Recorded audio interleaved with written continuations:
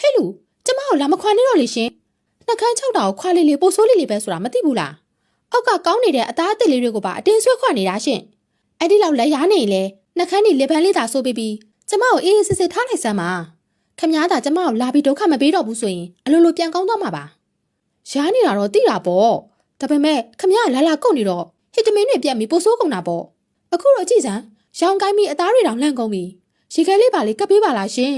တကယ်လို့ရားလုံးလို့မနေနိုင်လဲကိုသာတစ်ချက်လောက်ရိုက်လိုက်ပါလာမကုတ်ပါနဲ့တော့အသားလေးလန့်နေတာခွာရတာအရသာရှိတာတော့သိတာပေါ့ဒါပေမဲ့တော့လိုက်ပါတော့ရှင်မကြက်သေးတဲ့အသားတွေကိုအတင်းလိုက်ခွာနေတာ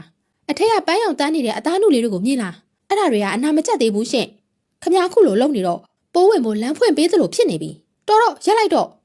ကျမမှာခေါင်းမမရှိတာခမ ्या အတင်းဖြစ်တော့အသားတွေကိုပိုနှုတ်ဝင်ကုန်ပြီပေါ့9ရက်နဲ့ပြောင်းရမယ့်ဟာကိုအခုတော့2ပတ်လောက်ကြာတော့မယ်အမာရွတ်ကြီးထင်ကြံခဲ့တော့မယ်သိလား